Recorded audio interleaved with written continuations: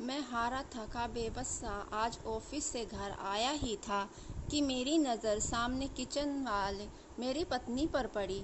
वो देखने से ही काफ़ी उखड़ी उखड़ी लग रही थी। उसकी मनोदशा देखते ही मैं समझ गया था कि ज़रूर ही कोई बात है, इसलिए मीनाक्षी इतनी रूखी रूखी सी लग रही है। मैंने हाथ मुंह धोए, इसलिए मैंने उससे तौलिया मांगा। उसने बिना कुछ बोले मुझे तौलिया लाकर दे दिया। मैंने उसे कंधे पर हाथ रखते हुए पूछा, मीनाक्षी, क्या बात है? आज तुम उखड़ी उखड़ी सी लग रही हो।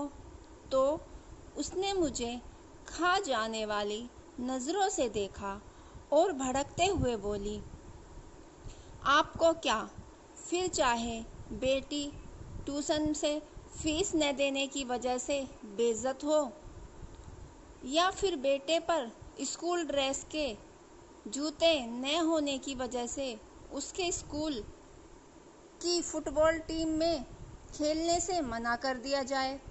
आपको क्या? आपको तो बस सुबह 9 बजे जाना और शाम को 8 बजे आना और फिर चादर तान के सो जाने के अलावा एक पल भी चिंता नहीं है।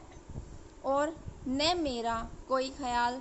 डॉक्टर ने पिछले महीने ही दवाई कराने को कहा था, नहीं तो मर्ज काफ़ी अपने पैर ज़रूरत से ज़्यादा पसार सकती है। कभी तुमने ध्यान से देखा है मेरे चेहरे की ओर? ये झुर्रियाँ, बेउम्र पकते हुए बाल, जवानी में ही बुढ़िया बनती जा रही हूँ। एक पैसे की दवा नहीं नसीब में है मुझे। ये सब तो छोड़ो, गर्मी में बच्चे तड़पते रहते हैं, एक पुराना कूलर लेने तक की हिम्मत नहीं हो रही है तुम्हारी। मैं बेड पर बैठा नज़रें झुकाए अपनी नाकामी पर शर्मसार हो रहा था। बीबी बच्चों की परवरिश और उनकी ज़रूरतों का ध्यान रखना मेरा कर्तव्य है, पर क्या करूं, ये मेरा दुर्भाग्य ही तो है। कहने को तो देश तरक्की कर रहा है, लोग खुश हैं, पर मैं कैसे कह पाऊँ कि मैं बढ़ती महंगाई और बेरोज़गारी की वजह से दिन ब दिन ज़रूरतों के बोझ तले दबता जा रहा हूँ।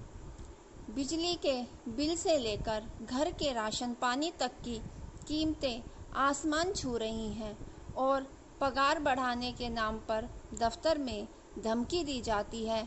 नौकरियां कभी भी जा सकती हैं, काम नहीं है ऑफिस में, इसलिए वही पुरानी पगार पर काम करना मजबूरी बन चुकी है। ऐसे में क्या ही करूं? मैं बैठा बैठा अपनी परिस्थिति में से दो चार हो ही रहा था कि घर के दरवाजे पर किसी के आने की दस्तक हुई। बच्चों ने गेट खोला, देखा तो पिताजी थे। अपने दादाजी को देख के बच्चे तो खुशी से उछल गए, लेकिन मेरी सांसें तेज हो गई। पत्नी ने फिर से मेरी तरफ ऐसे देखा जैसे मानो वो कह रही हो, अपना पेट पालने के लिए तो अपनी आते गुर्दे गिरवी रखने के दिन आ गए हैं। अब ऐसे में पिताजी अचानक आए हैं तो ज़रूर ही कोई आर्थिक समस्या को लेकर ही आए होंगे। मैंने भी नज़रें चुराते हुए एक बार मीनाक्षी की ओर देखा, पर कुछ कह पाने की स्थिति में नहीं था, इसलिए जल्दी से उठ के पिताजी के पास गया और नज़रें चुराते हुए उनके चरण स्पर्श कर उन्हें बैठने को कहा। मीनाक्षी ने भी उन्हें चरण वंदन किया और खाना खाने के लिए कहते हुए किचन में चली गई। अब मैं और भी अकेला महसूस कर रहा था। मीनाक्षी तो मुंह छिपा के किचन में जा चुकी थी। मुझे डर था पापा कहीं पैसे की कोई बात ना कर दें, इसलिए मैं जल्दी से जल्दी बच्चों को बुला के उनके पास बिठा दिया और खुद वापस कमरे में चला गया। पिताजी भी मुझे जाते हुए देख रहे थे। मैं किचन में आया तो मीनाक्षी ने कहा, पिताजी जरूर ही किसी आर्थिक मदद की आस करके आए होंगे। ऐसे में इन्हें हम ही याद आते हैं। बड़े वाले भाई साहब को कोई याद नहीं करता। देने के नाम पर उनका नंबर आता है और जब कोई ज़रूरत हो तो सब लोग हमारे यहाँ आ जाते हैं।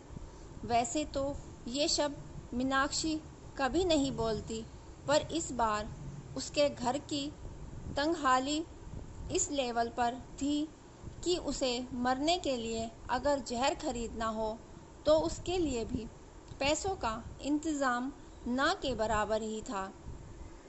एक तरह मीनाक्षी लगातार मुझसे बोले जा रही थी और दूसरी ओर मैं था जो कुछ पाने में असमर्थ नहीं था। अतः मैंने मीनाक्षी को चुप रहने के लिए कहा, तुम शांत हो जाओ। कुछ भी करके कल मैं तुम्हारी दवाई और बच्चों की ज़रूरत का सामान ला दूंगा, पर अभी के लिए पिताजी का मान रखो। उसके सामने घर के कलेश करने का मतलब उनकी मान मर्यादा के खिलाफ है। मीनाक्षी समझदार थी, पर उस पर आर्थिक तंगी का बुखार चढ़ा हुआ था, इसलिए वो बेकाबू थी। कहाँ से लाओगे? भीख मांग के या फिर खुद को गिरवी रख के? ये मेरा काम है, क्या करूं क्या नहीं। तुम बस अभी भगवान के लिए शांत हो जाओ। अब मीनाक्षी शांत हो गई और खाना लेकर टेबल पर लगा देती है। अब पापा और बच्चों सहित एक साथ खाना खाने लगते हैं। खाना खाते टाइम पापा ने एकाएक मेरी ओर देखा और पास बैठे को कहा, मेरी सांसें और दिल दोनों ही तेज हो गए। कहीं पिताजी कोई मांग ना कर दें, क्योंकि मेरे पास अभी देने के नाम पर केवल वक्त ही था। उसके अलावा मैं जुबान भी नहीं दे सकता था।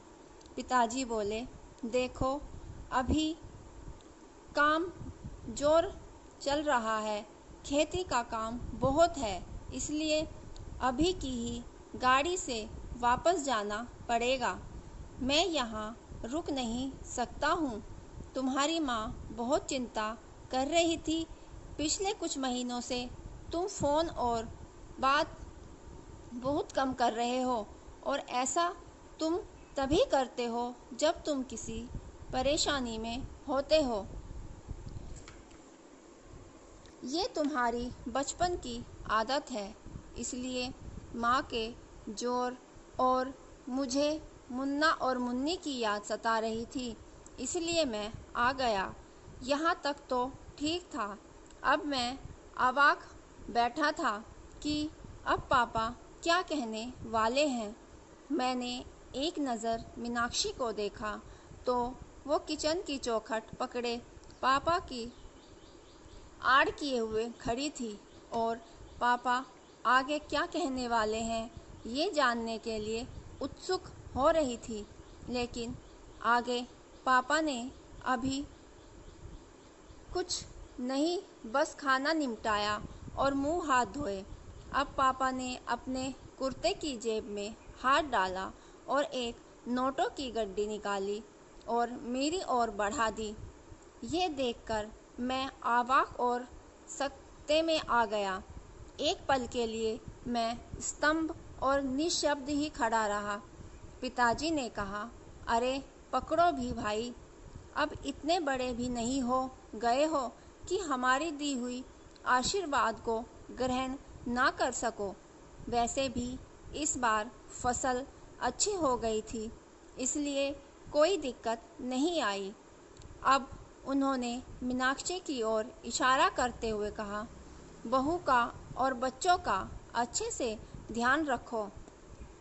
देखो कितनी कमज़ोर हो रही है, और अपना भी। उन्होंने पैसे मेरे हाथ में रख दिए। मेरी आंखें भर आई थी और वो बचपन के दिन याद आ गए जब पापा हमें स्कूल जाते वक्त 4 आने ऐसे ही हाथ फैलाने पर रख दिया करते थे। पर बस अंतर इतना होता था, उस वक्त मेरी आंखें झुकी हुई नहीं बल्कि प्यार और दुलार से ऊंची होती थी। फिलहाल मीनाक्षी और मैं दोनों ही गलत साबित हो चुके थे, इसलिए खुद की नज़रें खुद से ही नहीं मिला पा रहे थे। सच में बच्चों के लिए माँ बाप बोझ हो सकते हैं, पर माँ बाप के लिए बच्चे कभी बोझ नहीं होते, वे हमेशा उनका ध्यान रखते हैं। दोस्तों, कहानी कैसी लगी कमेंट बॉक्स में ज़रूर बताइए और हमारे चैनल को लाइक और सब्सक्राइब करना ना भूलें।